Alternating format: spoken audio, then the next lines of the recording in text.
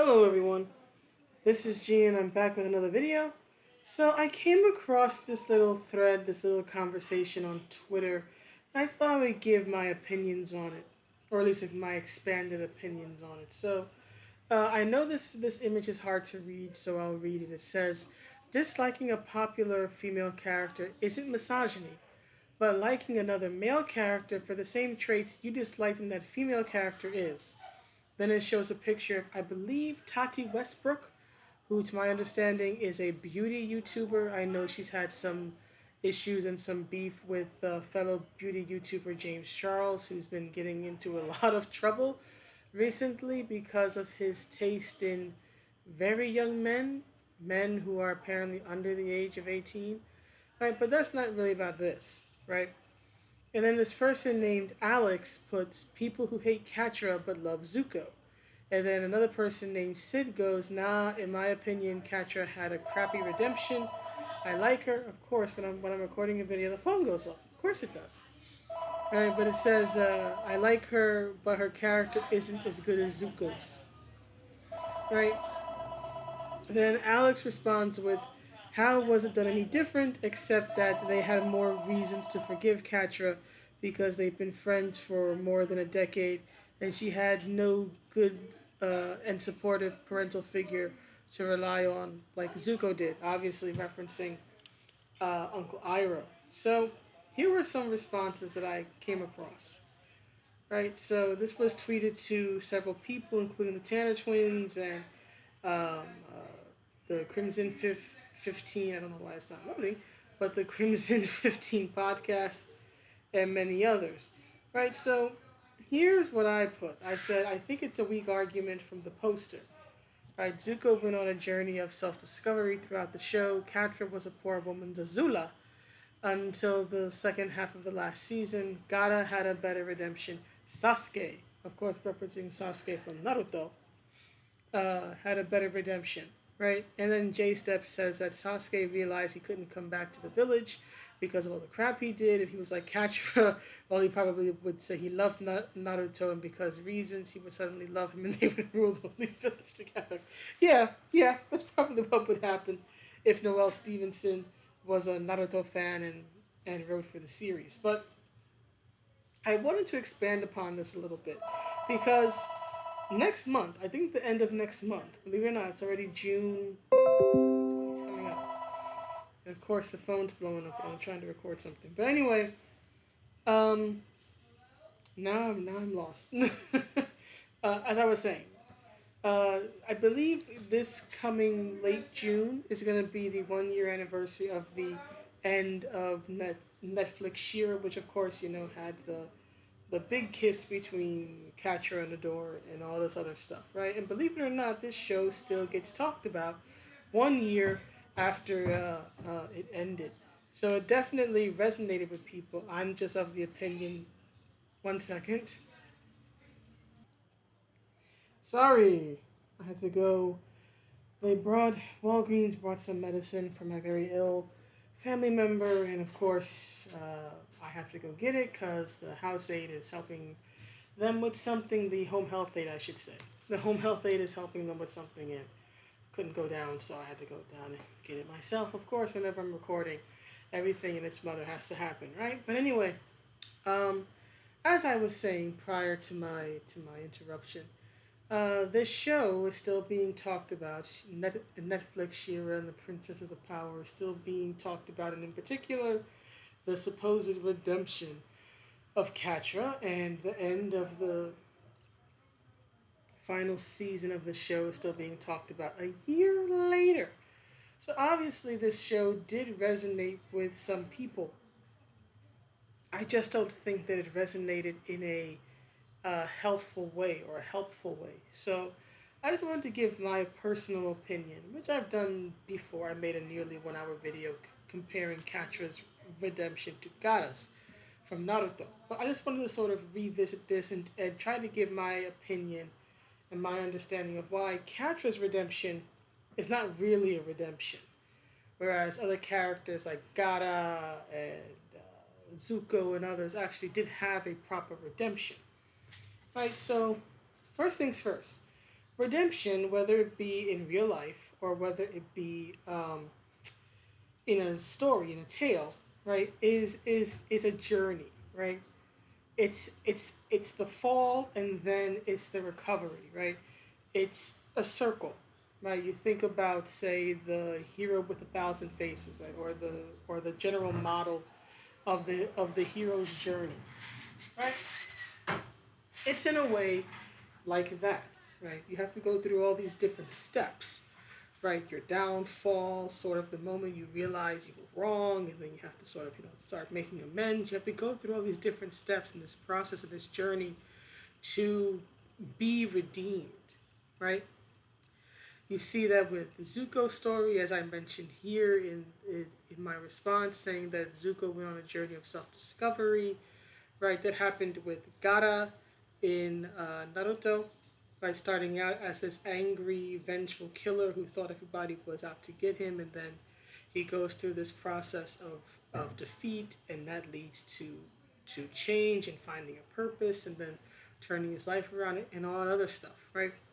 Even characters like, say, many of the soldiers in Fullmetal Alchemist, right? In particular, Roy Mustang, Visa Hawkeye, Alex Armstrong, and others, right? Who participated in a genocide in the story, right? They also had that journey, right?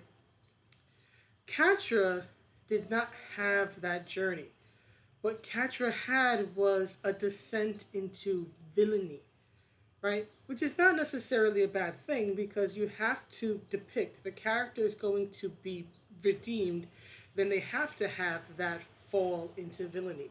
Whether you depict it in story, or whether, similar to, say the military characters in Fullmetal Alchemist, RJ wants to go in and out the room. Make up your mind, cat. But anyway, or whether it's sort of part of the backstory, as in the case of Roy and Hawkeye and others, right? In Fullmetal Alchemist, you still have to have that descent into villainy. So the show, although it really needed like a crash course on writing, it did do that with Catra. It did. It did actually show her descent into villainy, how she became more and more obsessed with besting Adora, right? Making Adora suffer and pay for leaving her.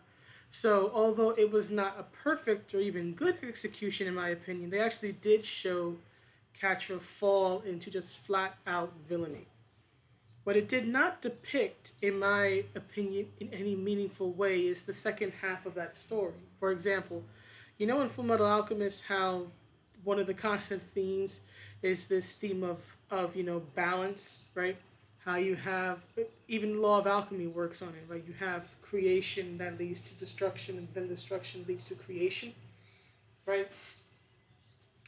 Well, with Catra, we had the destruction in a sense, right? We had the fall into villainy, right? She falls gleefully into villainy, right? To the point where she even uh, dethrones Hordak, right? But we did not get, right? And what people are calling a redemption is not what we got. What we saw for the second half of that tale, right, was not a redemption. What we saw with Catra for the second part, where the redemption should have been, where the rebuilding and the redemption of her character should have been, what we actually saw was desperation. I think many sincere fans of the character, many sincere fans of the show, I don't think they realize that when they talk about Catra's redemption or her redemption arc in the show towards the end of the series, which, keep in mind, was incredibly poorly paced. That was also another problem. But the more I think about this, the more I realize is that I don't think some of the sincere fans, right, realize that what they call a redemption, I view as, and I think many others view as, Catra's desperation. There's nothing in her redemption arc to indicate that Catra changed because she realized she was wrong, or realized that she wanted to change, right? To want to change, you have to have a loathing for where you are in your life at that particular point. This doesn't always automatically mean that you're going to change immediately, but you have to hit that rock bottom point, right? You have to have that. I believe addicts call it that moment of surrender, when you realize that you're in over your head and you have wrecked your own life, right? You have to have that realization. You have to hit rock bottom. And many characters, when they do a redemption arc, have that, right? For example, Gaara's sort of rock bottom was when he finally tasted defeat at the hands of Naruto, at the hands of somebody who was just like him, right? That fight was very much about how they were basically reflections of each other, right? Gaara is Naruto if Naruto never had any love in his life, right? If he came to feel like everybody he ever cared about hated him or betrayed him, right? Gaara had no one. Everybody lied to him or betrayed his trust or broke his heart or whatever. Whereas not Naruto, at least in the beginning of his life, although he was very lonely, he did still have some stable people in his life. Kakashi, Haruka, Sasuke, and Sakura at first, and whatnot. Right? Gaara's, I guess you could call it a come to Jesus moment, if you want to use that term. Right? His moment of surrender was when he was finally defeated soundly in battle. That's when he realizes that his course of life is wrong because his entire worldview was defeated. He even admits to Kankuro and Tamari when they're literally dragging him off the battlefield that he was wrong. Right? Another one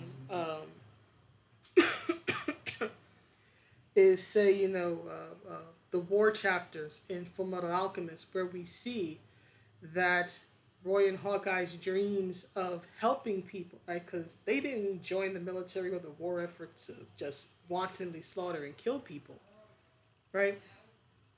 But we actually see the war through their eyes because Visa gives an accounting of the war to Ed, right? And we see that they realize too late what they have become a part of, and they are traumatized and they're horrified, but they also can't stop because at that time they don't have the strength to actually defy their orders, right? So as the saying goes, right, good soldiers follow orders, and that's what they do. But we see their uh, breakdown emotionally, in particular with Roy and Hawkeye, right? So they hit that rock bottom moment in seeing that all of their very youthful, idealistic dreams of protecting people have been betrayed, and now they're just wantonly slaughtering people because the state says so, right? With Zuko, right, his downfall, right, his sort of uh, what's what I'm looking for, come to Jesus or rock bottom moment is actually a long series of events, but it basically happens when he finally gets everything he wants, right? But the only reason he got everything he wanted was because not only did he side with Azula, but he had to betray Iroh, he had to betray his own sense of honor and his own beliefs, and he had to betray Aang, right? To get what he wanted, to come home the hero, and to have this guilt which Azula did hold over his head about how the Avatar may not really be dead, right? And Zuko may not be the hero that his father and everybody else thinks him to be, right?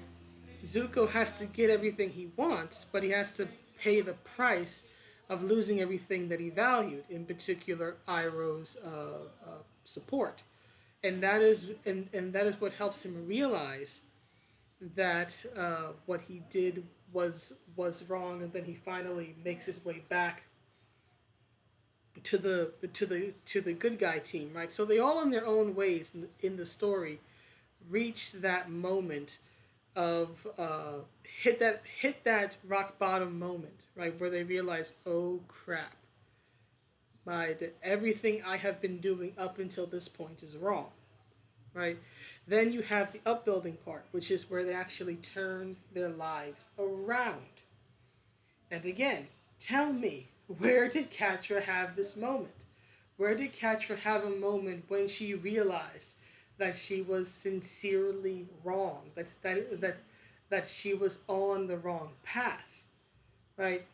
When did she ever sincerely want to change? I know some people are gonna say, well, it's when she's teleporting Glimmer or whatever, and she's like, I'm sorry. No, that's an apology. That is not an admission that you realize that the life you have been living up until this point is wrong, that the goals you were pursuing were wrong. She doesn't admit, at least to my knowledge, right? If you've got something different, let me know. But to my knowledge, Catra never once admits that what she was doing was wrong, right? Her course of life was wrong. Trying to kill the woman she supposedly loves more than anything multiple times was wrong, right? Even when she finally joins the princesses, right? She still makes snarky jokes and whatnot about how she thinks they're stupid or inept or things of that nature. Catra at the end of the show, right, was characterized by her desperation, right? Characterized by her desperation to have Adora, right? In particular, remember that scene when she's talking to, what is it, Malog or whatever it was called? That purple cat that can, like, change shapes, right? Catra, vents to the cat when she abandons Adora again. Remember this.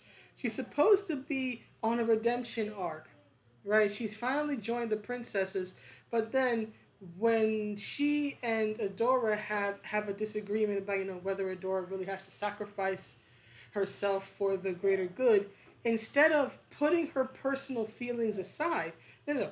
Catra runs off again, and I brought this up in the video that I did comparing her arc to Gata, right? And she vents to the cat, to Golem, whatever the heck it was called, her little cat pet thing, right? That Adora doesn't want her, right? The same way Catra wants Adora, right? She doesn't want me, not like I want her. That's what she was concerned about. That's desperation. She was desperate to have Adora's love. Desperation is not a good motivator for actual change. Desperation is not an admission that you were wrong. It is simply desperation. It is emotional. It is illogical. It is not something you can build a friendship, let alone a romance on. Or at least if you're going to build a friendship or a romance on it, it's not going to be a healthy one. It does not stand well under pressure, right? Catra was desperate. She was desperate when she joined Horde Prime. She was desperate when she joined the princesses. She was desperate when she ran to Adora and they had their Beauty and the Beast resurrection moment. Desperation is not a redemption. I want to repeat that. Desperation is not a redemption.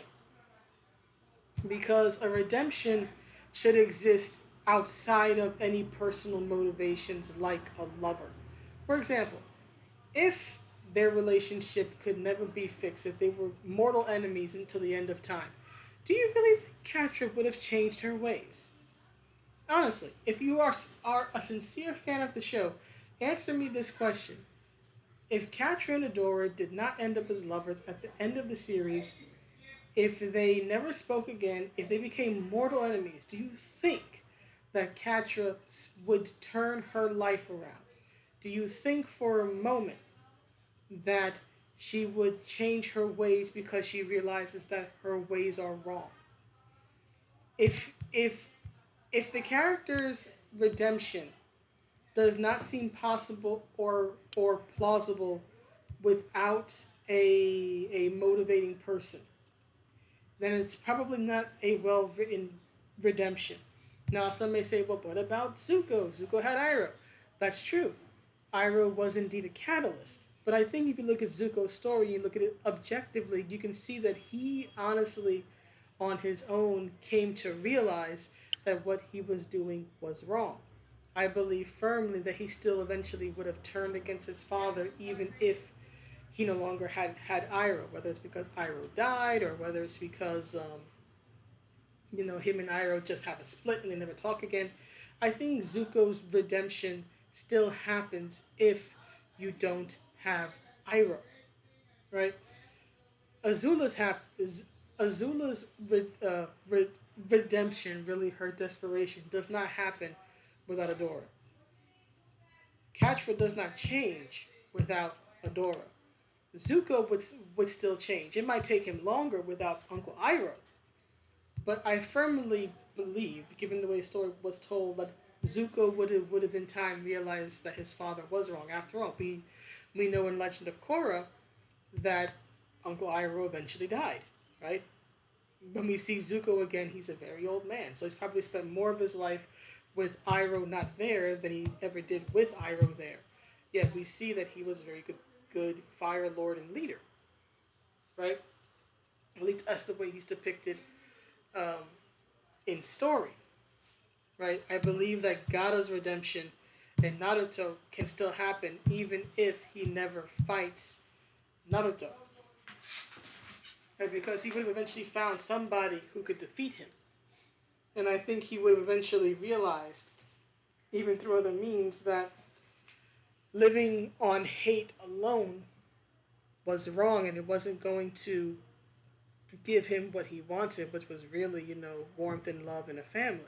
I believe firmly that if you take those catalyst people or catalyst moments out of the character's life in those two instances, the outcome of the redemption would still happen. It might take longer.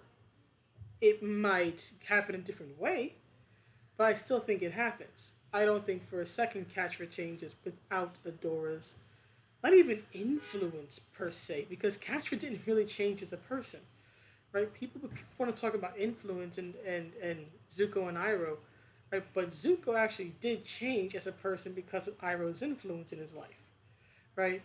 Catra does not change as a person. She does not become a better person because Adora is in her life, right? She just goes from the bad guy team to the good guy team because the young woman she's in love with, happens to be on the good guy team. That's not a change in character. That's pursuing a certain goal.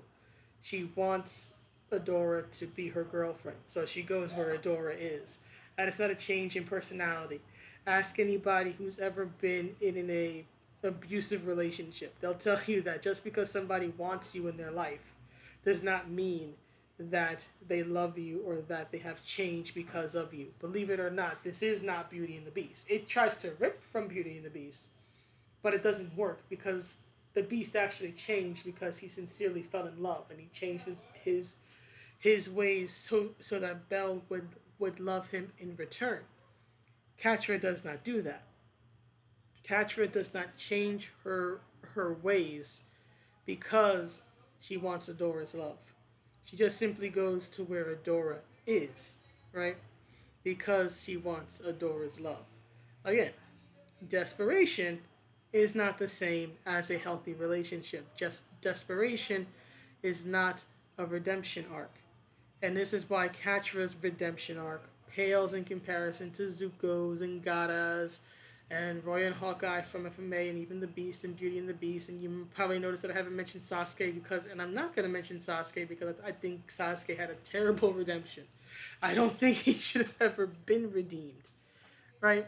But the other ones that I've mentioned, that's that's what I think, right? Now you may agree, you may disagree, and that's perfectly fine. I hope that this video will foster uh, conversation, right? But to sum it all up, after 25 minutes, pretty much, Catra did not have a redemption arc. She had a desperation arc, whereas Zuko and Gaara and other characters actually did have the sincere change and redemption, which makes their redemption arcs memorable. Zuko discovers what honor actually is. Gara gives up his hate and proud becomes one of the most loving characters in the series, right? The Beast regains his humanity. Roy and Hawkeye go from killing the Ishvalans to fighting with and for them, right? With Roy's ultimate goal be to actually restore democracy in his country and then be punished for his crimes because he does not take any pride in what he's done. That is a redemption. Joining your lover's quirky group of friends because you want her to love you is not a redemption arc. It's desperation. And as I've said before, and I will continue to say, Catradora is not a healthy depiction of a relationship, regardless of sexual orientation. It is mad love. And I don't mean just the phrase, I mean the comic Mad Love that introduced Harley Quinn. If you read that, if you're objective, and you read that and you compare it to Catradora, in particular the closing panels where Harley Quinn's in a hospital bandaged up and she's about to leave Joker, but then Joker leaves her a flower and she's like, oh, it's like a kiss. I think that if you're objective about things, you will see that again, this was not a well written redemption arc. This was desperation. Catra is not healthy. It's actually incredibly toxic. And here's the thing. I have no issue with the depiction of a toxic relationship. Because many relationships in life, romantic and not, can and will be toxic. And you should know what the warning signs are. But I do have a problem with depicting a toxic relationship as something that a person should strive for, right? As the reward at the end of a long journey, right? It's not a positive thing. Toxic relationships are not positive things you should be aiming for. They're not a reward for all the hard work or good things you have done in life. They are a curse. They are a terrible thing. So my issue with it is the fact that the show took a clearly incredibly questionable, given that Catra and Adora were raised as siblings pretty much, and then they became lovers. So that's a whole can of worms to open.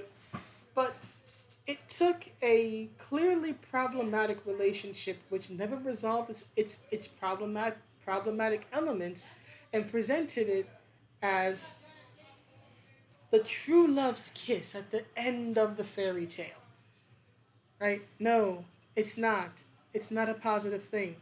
Toxic love is not positive. Never has been positive. Never will be positive. Can a toxic person change their ways? Yes. But they don't change their ways by continuing to be toxic. They must give up the toxicity.